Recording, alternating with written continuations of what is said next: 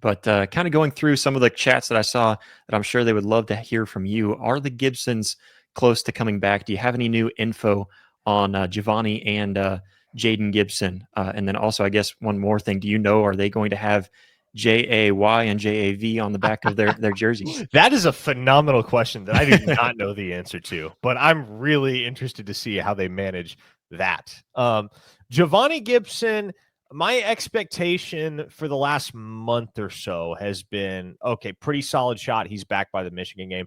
I don't really see any reason to play him against Illinois State, even if he's ready. Just let him take some practice reps, ramp up slowly. Don't need to throw him out there on a Saturday until Michigan rolls around. And even if he doesn't play against Michigan, honestly, I think Oklahoma is more than capable of winning that football game without him, especially with the way the rest of that receiver group looks now. So I would say if you are trying to gauge the reasonable timeline for a return for Javonnie Gibson, I think it's perfectly plausible that he's back by the Michigan game. In my mind, as long as he's back by the Auburn game, I think that's fine. And I think that's close to best case scenario for Oklahoma, because that's just a guy that you want healthy for SEC play. Anything that happens before that, any availability that he has before that is gravy. So that's kind of what I'm looking at with Javonnie. The intel is kind of all over the place with Jayden Gibson and the timetable for his return, which you would kind of expect because he has not been up to full speed in almost a year. I think it was August 15th or 16th last year that he suffered the torn patellar tendon on the practice field that cost him the entire 2024 season.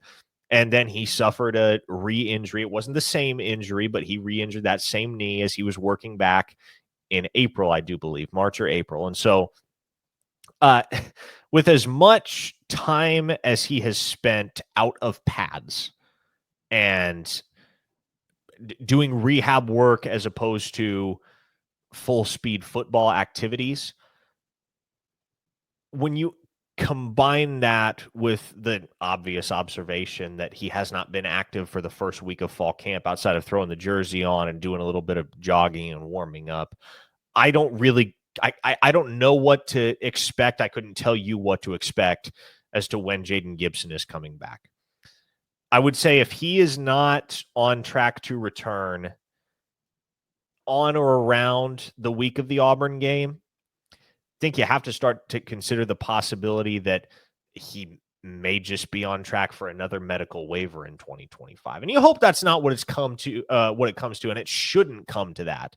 But in order for Jayden Gibson to get back on the field and play meaningful and impactful football for Oklahoma in 2025, he's going to have to be 100% of himself with the way that the rest of this receiver room is shaping up. And so I don't imagine Oklahoma will get him back to playing on Saturdays until he is, no question about it, 100%. And I just don't know when that's going to be. Yeah, absolutely.